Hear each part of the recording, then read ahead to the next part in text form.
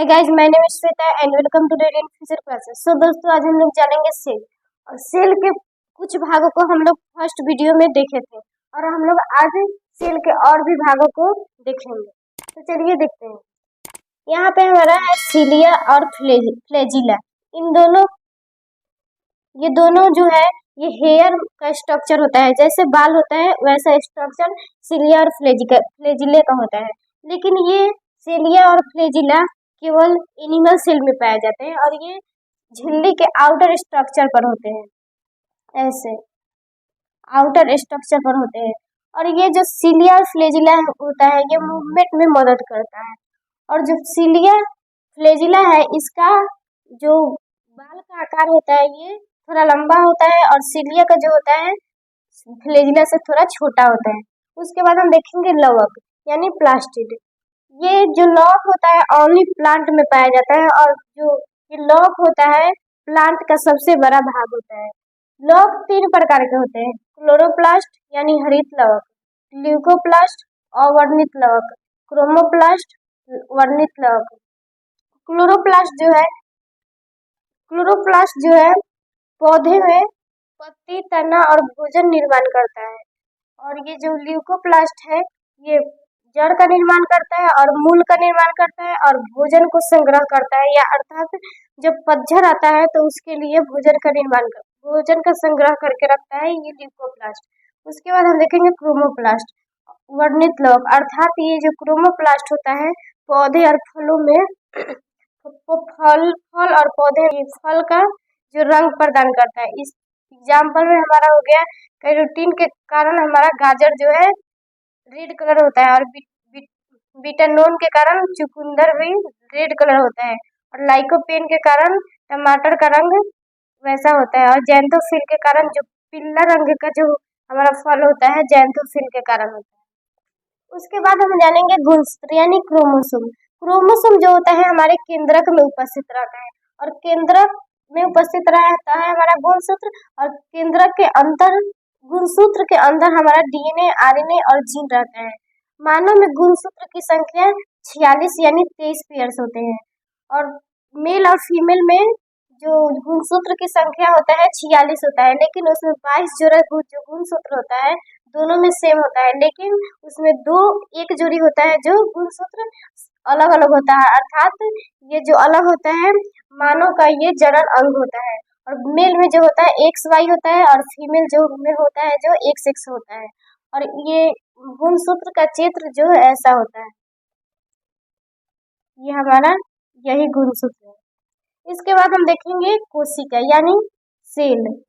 कोशिका एक छोटी इकाई है और एक छोटी इकाई है। सेल जो हमारा है एक छोटी इकाई है और ये हमारा सबसे छोटा अंग इसे हम नहीं कह सकते हैं और इसे हम सबसे छोटी इकाई इसलिए कहते हैं क्योंकि जो सेल होता है ये खुद ही अपना सेल के अंदर ये एनर्जी और प्रोटीन सभी चीज का निर्माण कर लेता है। इसलिए इसे हम छोटी इकाई कहते हैं। सेल 2 प्रकार के होते हैं, एनिमल सेल यानी जंतु कोशिका, प्लांट सेल यानी पादप कोशिका। इसके बाद हम देखेंगे एनिमल सेल और प्लांट सेल में अंतर। ये एनिमल सेल में जो होता है इसका आकार छोटा होता है और जो इसका आकार होता है गोल होता है और प्लांट सेल में जो सेल होता है लार्ज होता है और जो स्क्वायर के आकार का होता है। और इसमें एनिमल सेल में जो वैक्यूल्स होता है अर्थात जो पानी का संग्रह करता है ये छोटा होता है और इसमें प्लांट सेल में जो होता है वैक्यूल्स ये बड़ा होता है। और ये एनिमल सेल में सीलिया और फ्लैजिला पाया जाता है और प्लांट सेल में सीलिया और फ्लैजिला नहीं पाया जाता है। और लाइसोसोम एनिमल सेल में पाया जाता है और इसमें लाइसोसोम नहीं पाया जाता है, लेकिन इसमें सेल वाल पाया जाता है और सेल वाल एनिमल सेल में नहीं पाया जाता है। और इसमें प्लास्टिड पाया जाता है अर्थात जो भोजन संग्रह करता है, भोजन को बनाने, संग्रह और रंग प्रदान करता है, इसमें प्लांट सेल में पाया जाता है। और ये क्लोरोप्लास्ट भी प्लांट सेल में पाया जाता है जो रंग प्रदान जो भोजन को निर्माण करता है।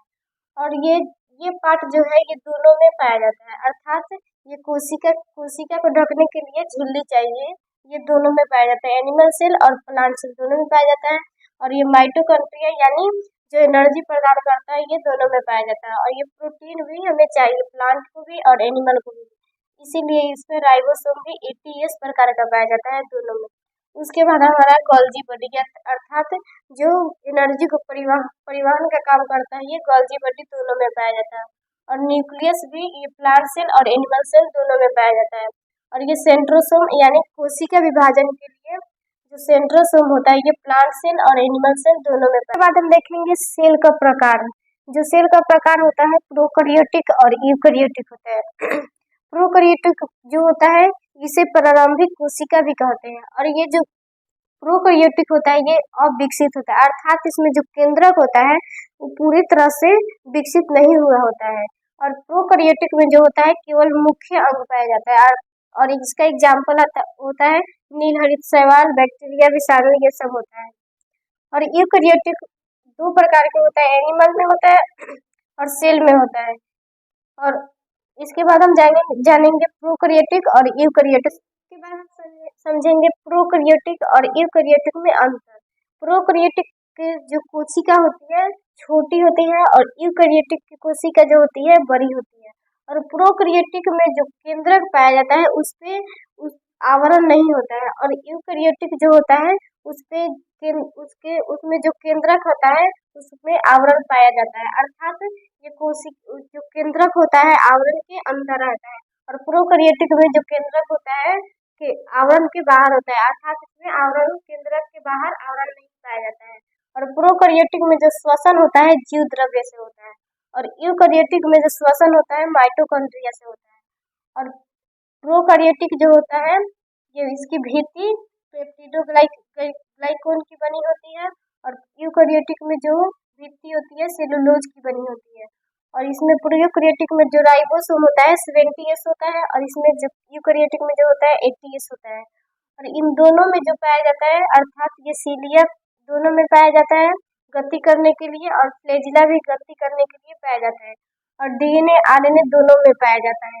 इसके बाद हमारा प्रकाश संश्लेषण। प्रकाश संश्लेषण प्रोकैरियोटिक भी करता है और यूकैरियोटिक में जो पादप होता है ये हमारा प्रकाश संश्लेषण करता है। और झिल्ली प्रोकैरियोटिक और यूकैरियोटिक दोनों में पाया जाता है। और ये यूकैरियोटिक में जो हमारे mitochondria, Golgi body, centrosome, lysosome ये सभी हमारे यूकैरियोटिक में पाए जाते हैं। आई होप ये वीडियो पसंद आया होगा तो लाइक करें और ऐसे ही वीडियो के लिए चैनल को सब्सक्राइब करें।